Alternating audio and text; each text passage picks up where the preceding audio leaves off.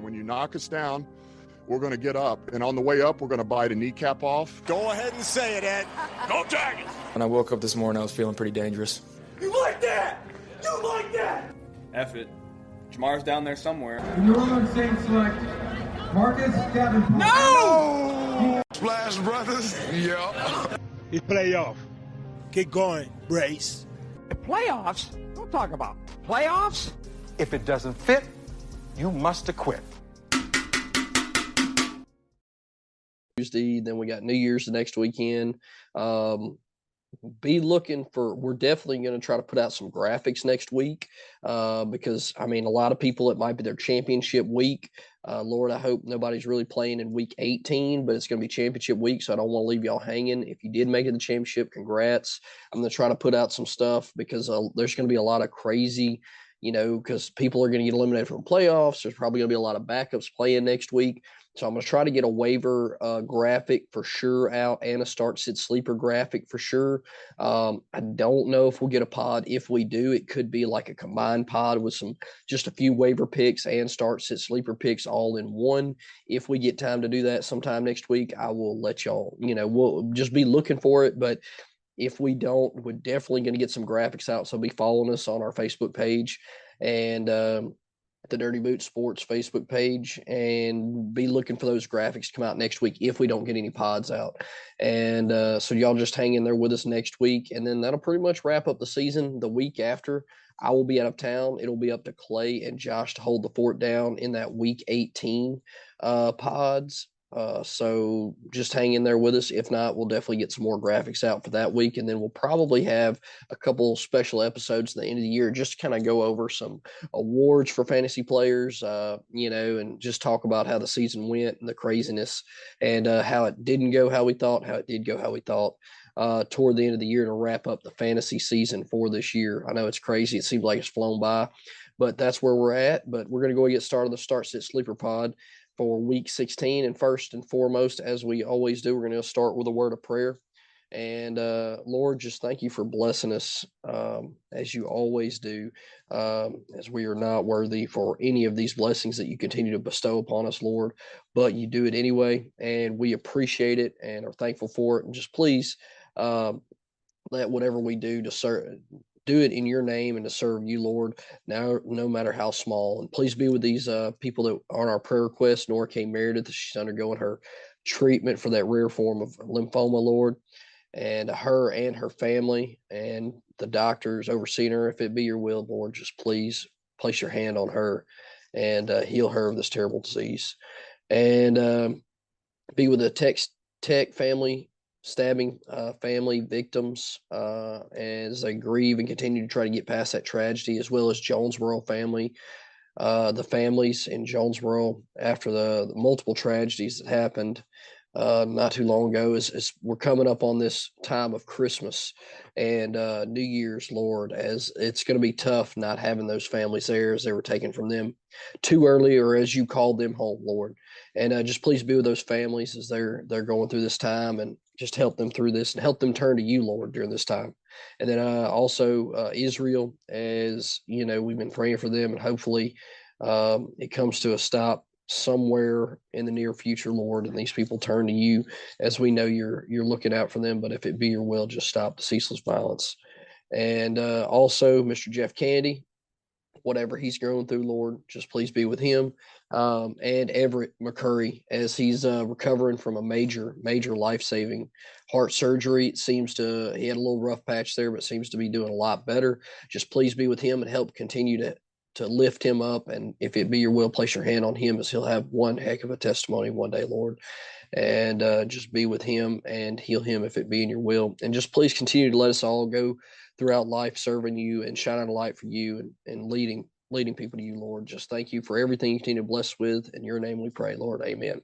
And jumping right on in, our Start Sit Sleeper, we're going to thank our sponsors: Big Reed BBQ, Automotive Detailing Solutions, This Little Piggy Barbecue Food Truck, Mimi's Children's Boutique, and Doug Namona Farm and Feed.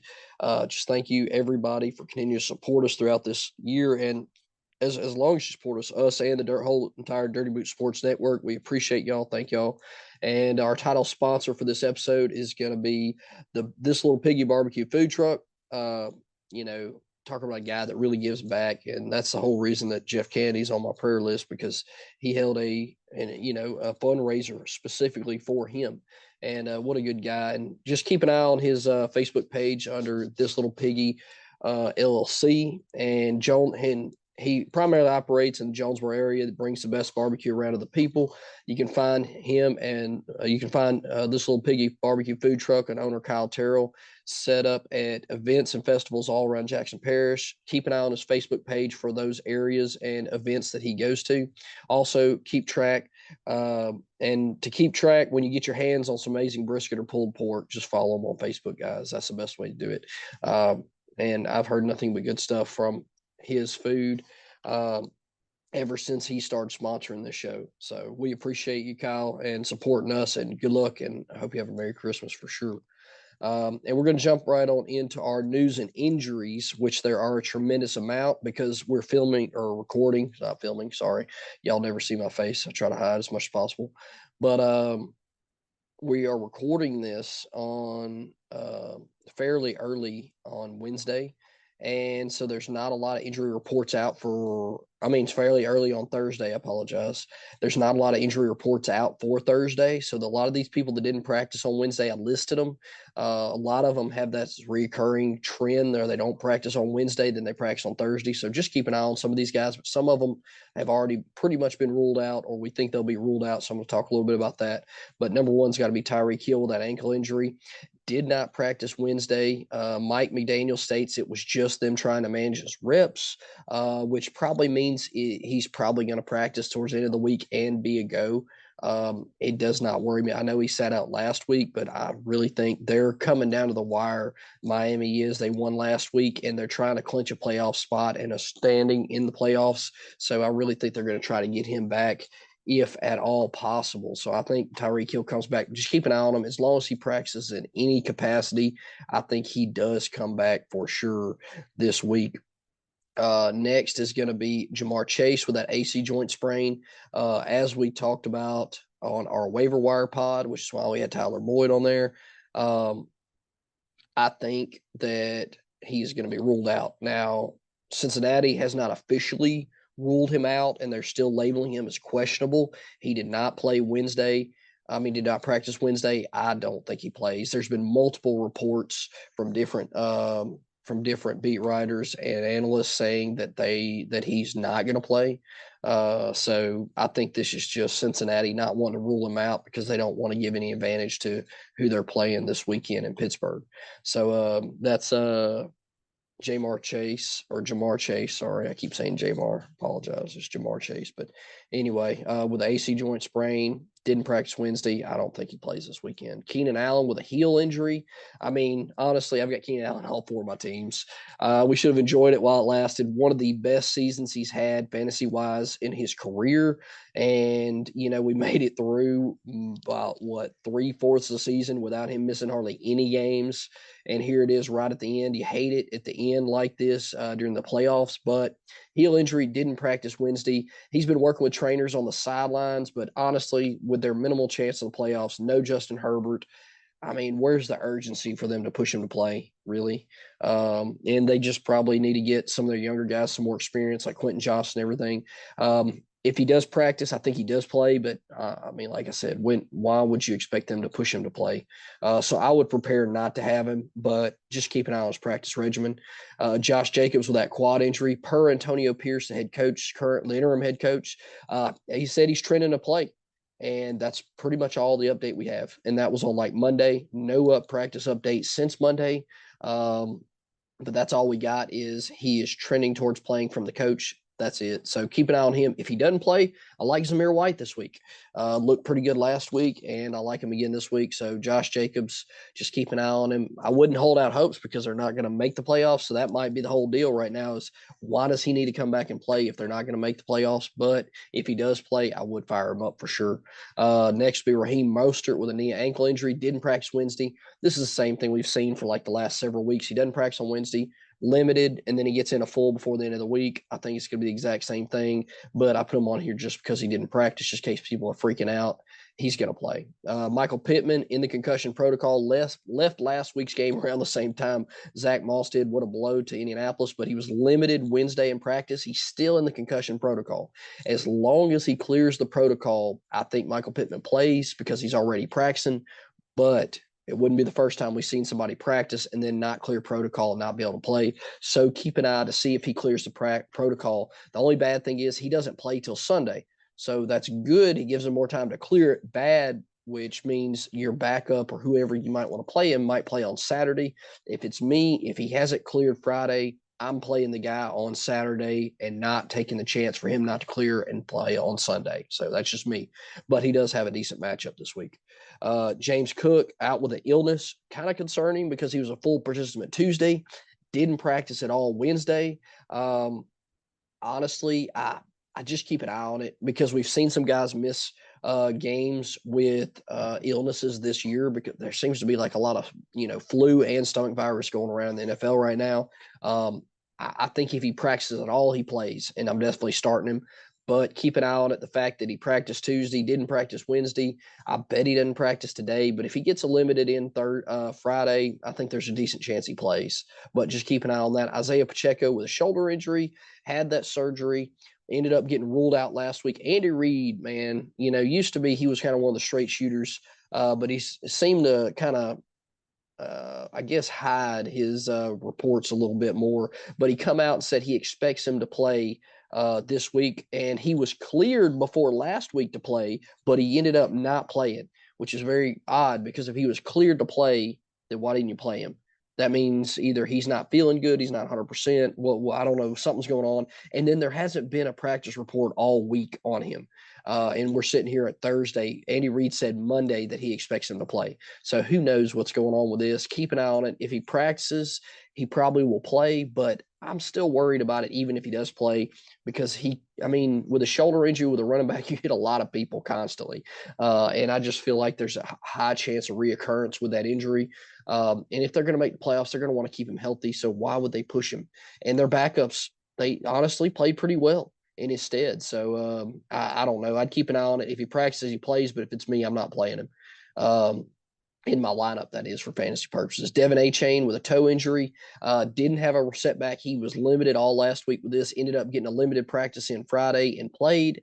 There's been no reports. He didn't practice Wednesday, but no reports of any setback. So I think he plays and practices this week, just like Mostert.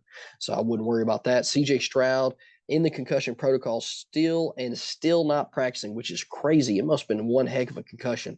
And that's just not good because there's already reports leaking from different sources saying that they don't expect him to play. I would keep an eye on this practice protocol, but obviously, ultimately, he has to clear the concussion protocol. But the fact that he's not even practicing still does not bode well for that. So I would try to make other plans to not have CJ Stroud available for this week. Next will be Nico Collins with that calf injury. Ended up getting ruled out last week. Probably best because he's back practicing in limited fashion this week. I think he returns. I just want to list him. Typically, I don't list limited players on this report, but since he was ruled out last week and he's going to be such a vital part of that offense and for people in the playoffs, I think he does play this week. And I think with Case Keenum, I think he's going to be serviceable. We've seen Noah Brown be serviceable last week. And I think if Nico Collins comes back, I think he's going to be serviceable even against a tough Cleveland defense. And Ramondre Stevenson with that high ankle sprain didn't practice Wednesday. Given the fact that he hadn't played and practiced in like 2 weeks, still not practicing, I don't think he plays. We're going to leave it at that. Chris Godwin, and not only that with Ramondre, what does he have to play for? They're not making the playoffs. There's nothing for them to play for. So, yeah, I don't think he plays. Next will be Chris Godwin. Sorry, lost my place there, guys. Oh, just got a report live right now. Zach Taylor has confirmed Jamar Chase will not play this week. There you go, live on the pod, guys. All right, next will be Chris Godwin with that knee injury.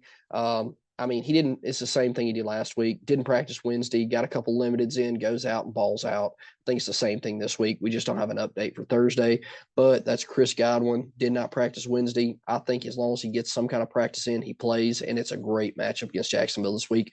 Trevor Lawrence ended up leaving last week's game with a concussion. did not practice Wednesday. Honestly, doesn't bode too well for him clearing the protocol, because we see it a lot of the times. Guys get ruled out, they're in concussion protocol, and then they come back to practice in a limited fashion. He didn't practice Wednesday, and that does not look good for him clearing protocol before this weekend. I mean, no matter what, even if he returns to practice, he's got a clear protocol. Just keep an eye on it. But honestly, if he doesn't practice Thursday at all, I don't care if he even gets a limited, and I'm not sure he clears protocol before this weekend. So I would be prepared not for him not to play and CJ Beathard to step in for some reason, as long as he does not clear protocol. If he plays, it's a great matchup against Tampa Bay. I expect that to be a shootout if Lawrence ends up being a go, and the Buccaneers look to be fairly healthy. So, but that's Trevor Lawrence, concussion protocol still. Just keep an eye on it, see if he clears before this weekend. Zach Moss with a forearm injury. Started out, it was a shoulder, then it was an arm, now it's a forearm. Who knows what it is, but they said, come out and said Monday they expect him to suit up. Wasn't as bad as they thought. Well, he didn't practice Wednesday. We don't have an update for Thursday, but what we do have is Jonathan Taylor's practiced in full this whole week. And if Jonathan Taylor comes back, it pretty much means that it's irrelevant whether Zach Moss comes back or not, so don't even worry about it. Next be Brian Robinson Jr. with that hamstring injury. Missed last week, didn't practice at all last week after he was removed from the game the week before. This week, started off the week, has not practiced yet. I really don't think they have no incentive to push him to play. He's their franchise running back. He's played well this year. No incentive to push him to play or have a re-injury or aggravation of this injury. I don't think he plays this weekend, but keep an eye on it. If he practices limited at all, he probably does come back. Marquise Brown with a heel injury for Arizona. Ended up not playing last weekend, has not practiced, did not practice Wednesday. Now, Jonathan Gannon came out and said he's not put him on IR, but he also said he's not sure if he's going to come back and play this week. So that means they probably think he's got a chance to come back before the 4 weeks, before the end of the season, but they don't think he's going to probably play this week. I don't think he plays, and if he doesn't play, I think that's a huge boost for Trey McBride. That's Marquise Brown, that heel injury. I wouldn't plan on having him. Christian Watson with a hamstring injury. Shocker there. I know he hadn't practiced in like 2 weeks now. I don't think he plays this week, and he hadn't started practicing. So there it is. Alexander Madison with the ankle injury. Did not practice Wednesday. Missed all of last week. Missed the game last week. Still not practicing. I don't think he comes back, even if he gets a limited practice in, or even if he comes back. I think it's going to be a heavier Ty Chandler workload game plan anyway. So that's just where I land on that. And that's going to round out our news and injury updates. And we're going to jump in our start, sit, sleepers. And I've got Clay's picks for this week also. He sent them in. And we're going to start off with his start at quarterback. And Clay is going big time with Jake Browning, Jake the Snake, Jake from State Farm at Pittsburgh. Honestly, can't really blame him. I mean, ever since he started for the last 3 weeks, his lowest game was last week against Minnesota with almost 25 fantasy points. He's got 300 passing yards and at least a couple touchdowns in 2 of the last 3 games. Has looked really comfortable. He's running the ball just a little bit. He's got a couple rushing touchdowns in 3 of the last 4 games. 2 of the last 3 games. So I can't blame him. He threw the ball 42 times last week against Minnesota. Now he's going to be at Pittsburgh. Probably not the best weather. Their defense has been better as of late, but last week they gave up 26 points to Gardner Minshew. The week before that, they gave up 26 points to Bailey Zappi. So I completely understand where you're coming at with this, Clay, and I think it's a great pick to start Jake Browning this week against Pittsburgh at Pittsburgh. And it's also a game where Cincinnati's trying to win because they might can sneak into the playoffs. Only thing is, I don't know what they're going to do in the playoffs, especially, but without Joe Burrow. But hey, they're trying to do what they can to win. So I like that pick a lot, Clay. And then for me as a start, I'm going to roll with old Baker Mayfield. Honestly, what can you say? The dude comes out of nowhere last week, QB1, and has a even better matchup this week. He's ranked quarterback 8 in the rankings, but he's only owned in like 57% of leagues. So to me, and he's quarterback 11 on the year. But I feel like a lot of people probably have Baker sitting on their bench starting, Trevor Lawrence or, who at Tua or somebody like that. Man, I'm starting Baker all day over those guys this week. It's a must-win game for them. They're at home, and Jacksonville's the 30th ranked defense against quarterbacks this year so far. And we have seen Baker put up big-time points, and everybody on his offense is healthy. I mean, he put up 45 points last week, guys, and it's a better matchup at home in a must-win game. Baker's a competitor. I don't need to say anything else. Start Baker this week if you got him. Unless you got like a top 5 option, I'm starting Baker Mayfield, no doubt. I mean, I'll be honest. I'll even go crazy here. I'd start him over Pat Mahomes this week, straight up. The way Mahomes has been playing, he's playing against Vegas, who's got a better deep secondary than people are giving him credit for. The way to beat them is with a run. I'm playing him against Mahomes. I mean, I'm playing him over Mahomes this week. I know, crazy, but mark my words. We'll check it back out later next week. If I have a pod, I'll give you a response if I was right or not. And then going into our sits and sitting at quarterback, Clay sitting Nick Mullins.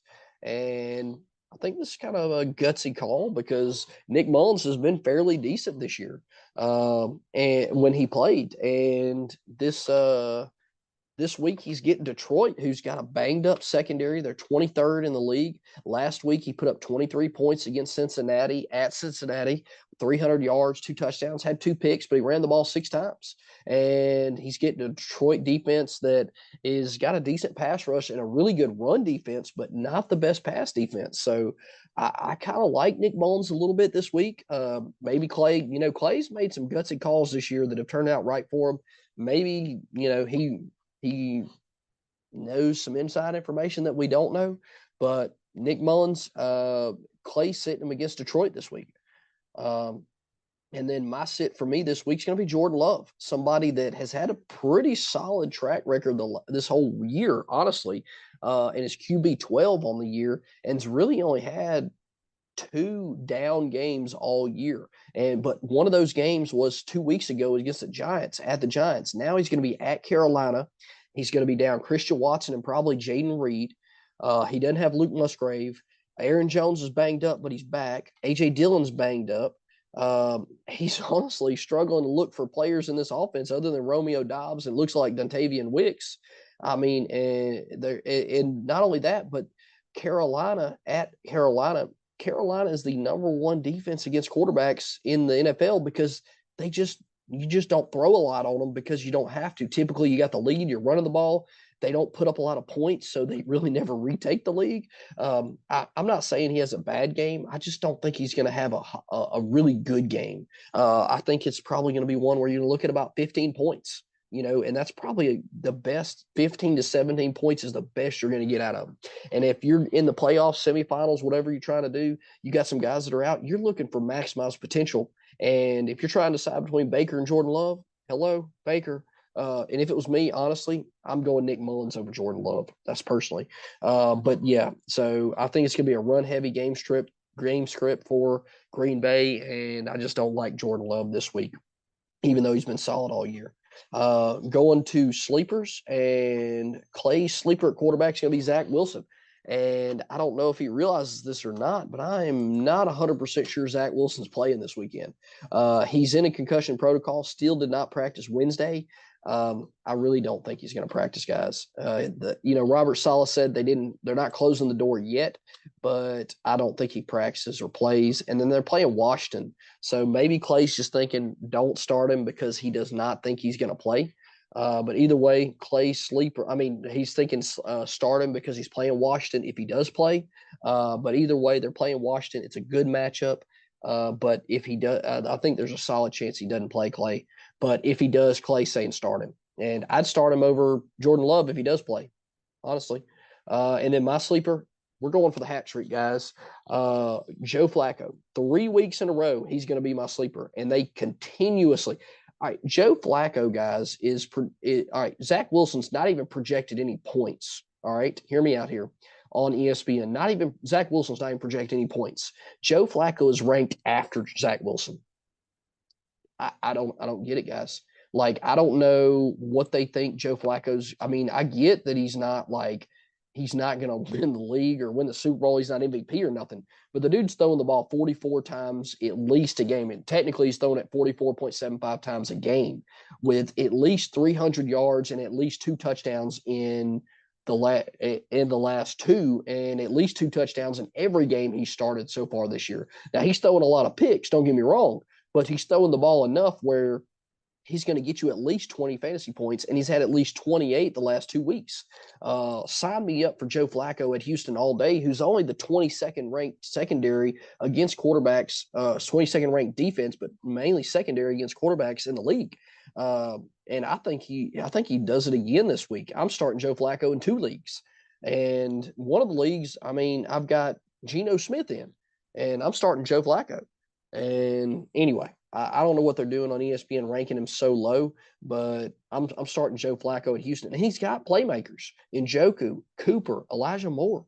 He's got solid guys that can catch and run with the ball. And not to mention Jerome Ford is not a bad pass catching running back. So sign me up for Joe Flacco as my sleeper for the 3rd week in a row, and I think he busted out again.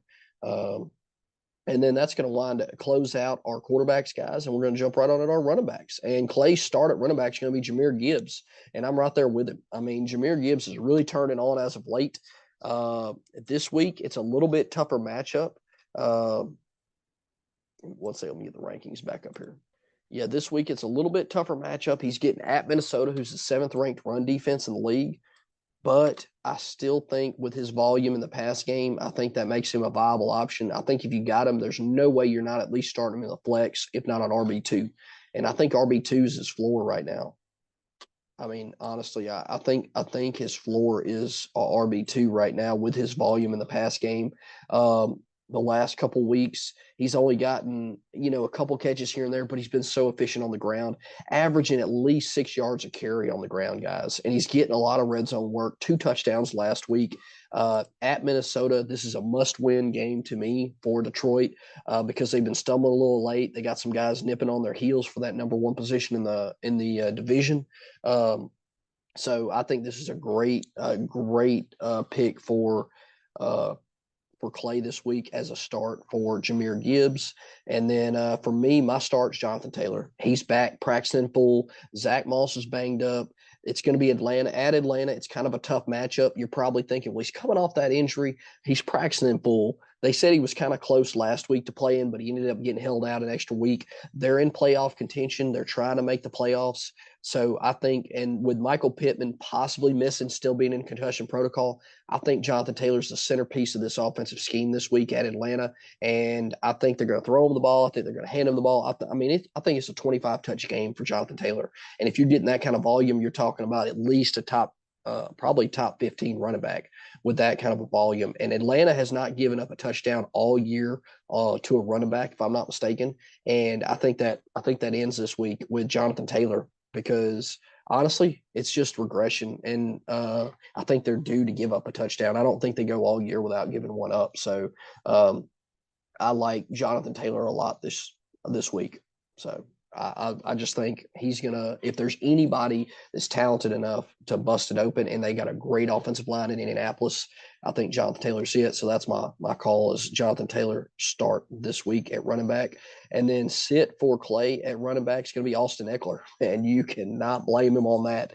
I'll be honest, I looked real hard at that. And it's just so hard because he's such a talented, big times running back in the league, and he's still involved in the pass game. But last week, only 5 carries for 9 yards. Now, they were getting the doors blown off of him, and he was still rotating in some. But even the 2 weeks before that against New England, only put up 4 points, 14 for 18. The week before that against Denver, he had a decent game, ended up getting a touchdown.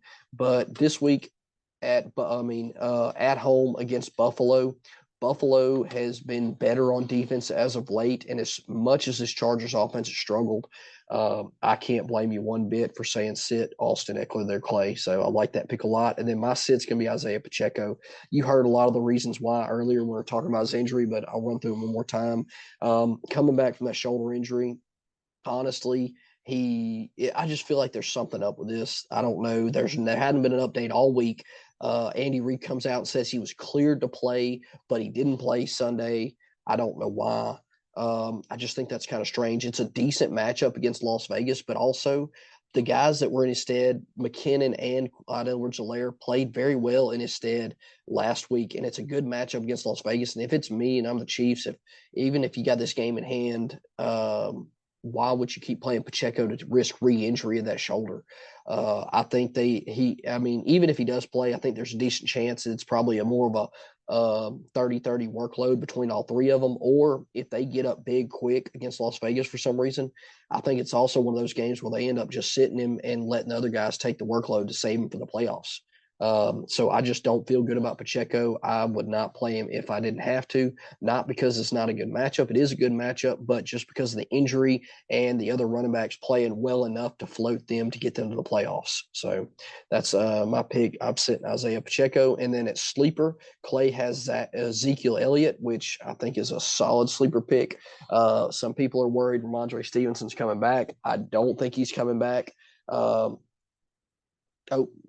more on live update. Kenny Pickett is out, which makes me feel a lot better with my sleeper. I mean, my sit pick here in a little bit. But anyway, back to my sit at running back. I mean, my Clay's sleeper at running back, Ezekiel Elliott.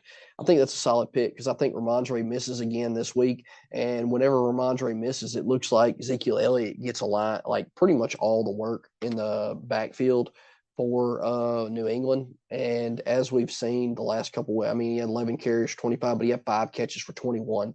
And then the week before that, 7 catches. Now he's going to be at Denver. It's one of the worst defenses against the running backs in the NFL, and it actually is the worst. So I think it's a great matchup, a great call, Clay, because I think Zeke ends up starting. I don't think Ramondre plays. So great pick for a sleeper there, Clay, with Ezekiel Elliott. And then my sleeper at running back is going to be Tajay Spears. Honestly, this straight goes to Tennessee being eliminated for playoff contention. Seattle's the 28th defense against the run in the NFL. And honestly, Derrick Henry just was not that impressive last week. Very inefficient against Houston. And Tajay Spears gets the pass catching work.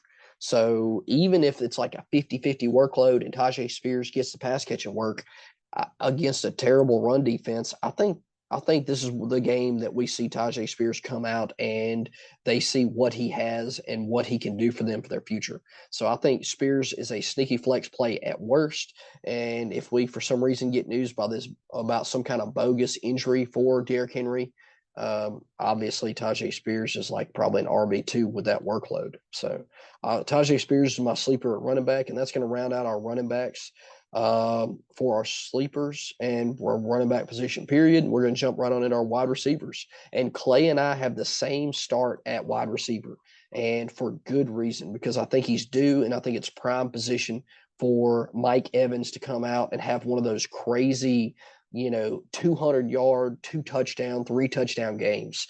Mike Evans is playing Jacksonville at home, must-win game. Baker Mayfield looks amazing. He just looks really good right now. So I think this is a big-time game for Mike Evans. And like I was just saying, he's had kind of a rough go of it the last couple of weeks. I mean, last week he had 15 points, but he had a touchdown. But he only had 6 targets, 457. The week before that, 6 targets, 1 catch for 8, okay? This week, I think it's probably back to double-digit targets, and I'm expecting 7, 8 catches, well over 100 yards and a touchdown at least this week. And he's going up against the 25th ranked pass defense against wide receivers in Jacksonville.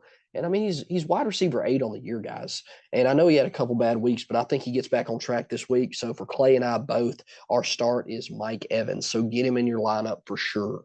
And then Clay sit at wide receiver. Clay is going to sit Brandon Ayuk. I'll be honest, I looked real hard at putting that down this week. He's going to be at home against Baltimore. And last week, he only had 5 targets. The week before that, he had 9. But I really think against Arizona, it was just one of those games where they kind of got up and they ran the ball. And Debo is involved in the run, so it looks like he's, better or whatnot, but this is going to be a closer game.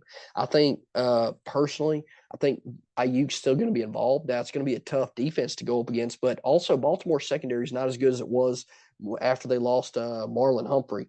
And I think that it could be a higher scoring game than people are expecting because they're 2 really good defenses, but the best way to attack both the defenses is through the air.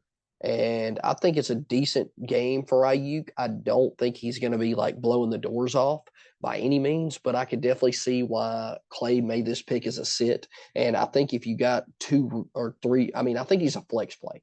I'll be honest. I think he's a flex play, but I don't think he's. I would not have too high expectations for him to blow up. That's me.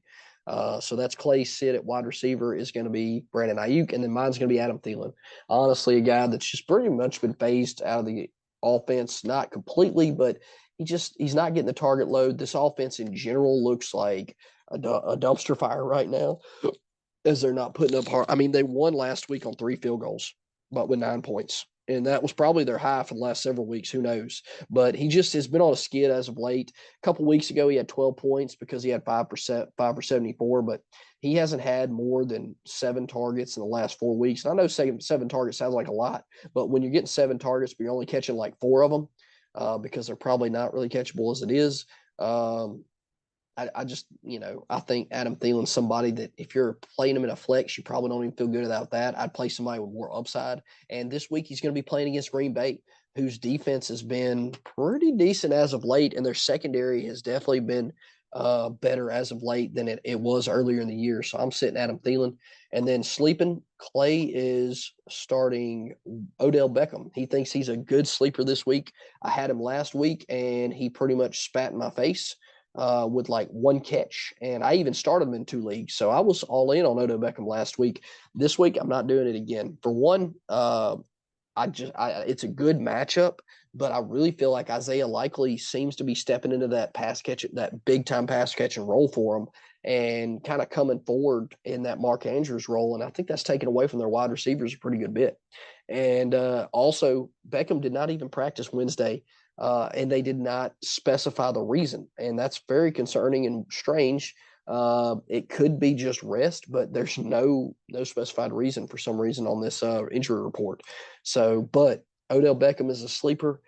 He definitely has been showing up and showing out when he plays. And it's in San Francisco, the way to attack him is through the air. They're the 23rd ranked defense against wide receivers in the league. So, I mean, I get it, Clay. But I just, after getting burned with him with 2 points last week, I'm going to go a different route. I think there's other players for me personally that I like better. And one of those guys, my sleeper is, I'm going to give you 2, but one of them is going to be Noah Brown. And I know if Nico Collins comes back, which it looks like he is, that's one thing, but they're playing Cleveland. And that means Nico's going to get the number 1 corner. And Noah Brown's going to be on the number 2. And we've seen good chemistry last week with Noah Brown and Case Keenum. To the tune of Noah Brown getting 11 targets, 8 catches for 82 yards, and a touchdown. And this week, Cleveland, it's a must-win game for them against Cleveland for Houston, and it's at Houston, so we don't have to worry about the weather for Case Keenum playing in the Dome. I think it's going to be a lot better, cleaner game for Houston. And with the chemistry that Keenum showed with Noah Brown, I like that a lot. And with Collins playing maybe a decoy role, taking away that number 1 corner, makes me feel even better about Noah Brown being a solid, at least flex option at the sleeper as a sleeper wide receiver. And I've got a bonus sleeper for you at wide receiver. It's going to be Wan'Dale Robinson. This is pretty deep, guys. He's ranked pretty low, but Wan'Dale Robinson is a very talented wide receiver in New York, and they're playing against Philadelphia, who's the 31st ranked pass defense against wide receivers in the NFL. And Danny DeVito's nephew, Tommy DeVito, has proven that he can throw the ball and he can throw it deep. And Wan'Dale Robinson has proven that he can go up and get it. We've seen their connection several times this year. And I really think people are sleeping on how talented he is. I think he is the future wide receiver for this team. And I mean, when he had seven targets against Green Bay a couple weeks ago, he had caught 6 for 79, and that was with Tommy DeVito against Green Bay's secondary, and he had 2 rushes for 36 yards. I mean, they're getting him involved in the game however they can. New Orleans was a tough one for him because New Orleans jumped out ahead on them pretty quick, and I think they ended up kind of getting desperate, and it just wasn't working. New Orleans defense really got Tommy DeVito, but this week it's going to be at Philadelphia. Not the best playing conditions, but Philadelphia's secondary is just so bad. And I think Tommy DeVito, even he can probably take advantage of it somewhat. And I expect New York to be playing from behind and have to throw the ball more than expected. So I like Wan'Dale Robinson a lot. I'm actually thinking about picking him up, starting him in a flex in a deeper league that I have. So It's for real. And I think he's somebody that you want to look at in the future going forward for this team, especially if they make a change in offensive coordinator or at quarterback. And if they end up letting him go and he goes somewhere, I think he can make some splashes because he is an extremely talented and athletic wide receiver. But that's Wan'Dale Robinson is my sleeper, one of my sleepers at wide receiver. We're going to jump right on into our tight ends. And Clay's start at tight end is Jake Ferguson, the Fergalicious Ferguson. That's right. Jake Ferguson for Dallas. I mean, he is Dalton Schultz 2.0 for this Dallas team, and you cannot blame Clay one bit putting him as a start because I believe, if I'm not mistaken, I heard last week on a broadcast that Jake Ferguson is the league leader at tight end in red zone targets. So I'm not 100% sure he's the leader, but I know he's up there for sure. And that makes complete sense as he has gotten targeted a fair amount. He's had at least 8 targets the last 3 games, guys. At least 8 targets the last 3 games, okay? With at least double-digit fantasy points the last 3 games. I mean, he's tight end 9 on the season, and this week he gets at Miami, 13th ranked against the tight end, so they're not terrible against the tight end, but I really think Clay's probably thinking this is a shootout between Dallas and Miami, which it very well could be, and I think that's going to involve Jake Ferguson a fair amount, which it probably will. So I like this pick a lot, Clay, as he's starting Jake Ferguson as his start at tight end. And then my start at tight end is going to be Trey McBride at Chicago. I mean, the matchup on paper does not get any better. We just seen, I believe it was, who was it? Somebody just went off against Chicago last week. Oh, I believe it was David Njoku.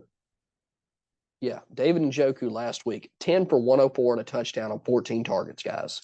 Okay, 10 for 104 and a touchdown. Now, Trey McBride, who seems to be the centerpiece pass catcher for this Arizona offense, gets at Chicago for Arizona. I mean, it's just a great matchup. Marquise Brown looks like he's going to be out. And really, Trey McBride is breaking out before our eyes, guys. We've got a bunch of tight ends breaking out before our eyes. And it's probably, I can't remember the last time we've had probably 10 solid options, if not 12, at the tight end position that you feel good about starting. And Trey McBride is high up on my list of those guys. Honestly, for me, I think he's in the top 5 this week at least. I'm starting him over a lot of other guys that I would pick. And there's a lot of leagues that I have Trey McBride and Isaiah Likely or David Njoku in, and I'm probably starting 2 tight ends, a tight end at the flex in those leagues. And I think Trey McBride gets double-digit targets again. I think he is another stud this week, so I'm fired up Trey McBride in every league I got him in, and that's at Chicago. And then sit for tight end for us. Clay is sitting Darren Waller, and I think this is a great option. Darren Waller's in the top 5 rankings, and I have no idea why, because he has not performed like a top 5 tight end once, hardly at all this year.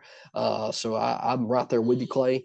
Darren Waller is playing against, let's see, I lied. He's not in the top 5. He's in the top 10 starts, but he's playing against Philadelphia this week at Philadelphia. But honestly, I'm right there with Clay. He can't stay healthy. He is not even now. The only thing is we have not seen him a lot with Tommy DeVito. So if he has a better rapport with him than he has with Daniel Jones, that could be a factor because it is a decent matchup against Philadelphia, but we don't know. And if you're in the playoffs right now, you definitely don't want a question mark in your lineup if you can help it. If you got somebody like Trey McBride or Isaiah Likely or Jake Ferguson sitting on the bench, I think you start them over Darren Waller every day of the week this week. Now, if we see Darren Waller come out and blow up against Philadelphia, I think that, maybe with Tommy DeVito, I think you could think about starting him, as a lock after that. But I'm right there with Clay. I don't feel good about starting Darren Waller this week. If you can afford it, I would sit him on the bench. And then my sit at tight end goes to what I was talking about earlier with Kenny Pickett being ruled out. Also, my sit is Pat Freiermuth. The best matchup on paper against Cincinnati this week for a tight end. But Pat Freiermuth is when Kenny Pickett is out, Pat Freiermuth looks like he's not even involved in the offense at all, and I don't know why. It's a great matchup for a tight end, but last week against Indianapolis, which was another pretty solid matchup, 4 targets, 3 catches for 16 yards, guys. 4 targets, 16 catches for 3 yards. He looks fully healthy. It doesn't have anything to do with health, doesn't have anything to do with the matchup, but it's just I got a gut feeling they're not getting him the ball. and this offense just looks to be out of sorts in general. And I'm not taking a chance on that. There's a lot better options out there, like we've just talked about, and they're I'm sitting Pat Fryermuth if I got him on my team. I'm sitting in one league, which I've got David Njoku in, which I'm lucky in that. But also last week we seen Cincinnati do a decent job holding TJ Hawkinson to like 7 or 8 fantasy points. If they can do that, TJ Hawkinson and that Minnesota offense, I guarantee you it's going to be tough sledding for Pat Fryermuth in this Pittsburgh offense. So I'm sitting Pat Fryermuth. And then Clay sleeper at tight end is going to be Cade Otton. You heard me talk a little bit about him on the waiver wire pod. And, I mean, I get it, Clay. I really do. 29th ranked defense, Jacksonville, 29th ranked defense against tight ends, and Tampa Bay's playing Jacksonville at home. Baker Mayfield's been on fire. But I'll be honest, look, guys, like Cade Otton's had a lot of situations this year that he should have excelled in, and he only has more than 10 fantasy points once since week 5 of their bye. Only once, guys. So I don't feel great about that pick. On paper, it looks good, and in theory, it looks good. And I want to hope for the best because Cade Otton seems to be pretty talented in a good situation with Baker Mayfield. But Baker Mayfield just doesn't seem to throw to his tight end a lot. We've seen it when he was in Cleveland with David Njoku, and I just don't like. I don't feel good about it, but Clay says start Cade Otton. Cade Otton's his sleeper, and you know what? Maybe he knows something that we don't, and it could end up working out because it's a great situation on paper, for sure. And then my sleeper at tight end's got to be Kyle Pitts, somebody that I guarantee you've probably found other options for on your team, but I think you fire him up this week with the news that Taylor Heineke is starting. And he's going up against Indianapolis, who's 21st ranked against tight ends in the NFL. And I expect it's a must-win game for Atlanta. If they're trying to stay in the playoff race, they benched Desmond Ritter, which means that he's not injured like he might not accidentally start. So, like, Taylor Heineke's the starter, and he's playing with the ones. I think there's a decent chance that Kyle Pitts is a lot more involved in the pass game, and I hope so anyway, for sure. And I think it's just one of those times where in Atlanta, they didn't hardly get any of their top playmakers the ball. They didn't get Bijan the ball. They didn't get Kyle Pitts the ball. They didn't get Drake London the ball. And you got to know, upper management's coming down hard on Arthur Smith. And I know he's hard-headed as all get out, and he seems to be wanting to ruin fantasy teams' seasons the way he plays his guy. But I feel like with this move, with Taylor Heineke coming in, I feel like there's a lot of pressure with a change at quarterback. I think there's going to be a little bit of a change in offensive scheme this week, and it's going to be at home. So I expect Kyle Pitts to have a decent game this week, and I like him as a solid sleeper. And we've seen Taylor Heineke be very, very serviceable for fantasy in the past when he was in Washington. So that's going to round out our position players, guys. And I'm going to give y'all some streaming options that I gave you on my waiver wire column. I like Houston a lot against Cleveland. I like Chicago a lot, defense against Arizona. And then probably my number one is going to be Denver's defense against New England at home against Denver. All these teams are playing at home. All of them have been playing very well of late. 2 of them are still in the playoff contention. Really, Chicago's in it, but they're not in it. But anyway, all of them have something to play for. They've been all the defenses played very well, and none of them are owned in more than 50% of leagues, I don't think. So that's Houston's defense against Cleveland, Chicago's defense against Arizona, and Denver's defense against New England. I like all those this week. And then a couple streaming kickers for you. Kymie Fairbairn for Houston at home against Cleveland in the Dome. He had a good week last week, just come off the IR, and we know Houston's going to be moving the ball, and Cleveland's got a pretty solid defense, which is going to probably lead to more field goal opportunities. So I like Kymie Fairbairn at home in Houston. Matt Gay for Indianapolis at Atlanta. Another situation where Indianapolis moves the ball well, but Atlanta's got a solid defense, so more opportunities for Matt Gay more than likely, and it's in a dome, so I like Matt Gay a lot. And then last but not least, Jason Sanders, who's been on fire the last several weeks for Miami. And they're going to be at home against Dallas. It's outside, but it's Miami. It should be a fine weather game. And Dallas' defense is pretty solid, but they've been giving up some points as of late and letting people move the ball. We all know Miami can move the ball, and I think there's a solid chance that Jason Sanders has multiple opportunities this week at some points too. So those are my kickers that I like streaming. And that's going to round out our Start Sit Sleeper pod for week 16. Once again, we appreciate everybody listening. Please go out, like, subscribe, give us your feedback, give us some ratings on your podcast application of choice. We really appreciate everybody. Like I said, keep an eye on for our graphics for next week. We're going to try to get at least one pod in if we can, but it might not happen with the crazy holidays. But we appreciate everybody. Thank you. Thank you to our sponsors.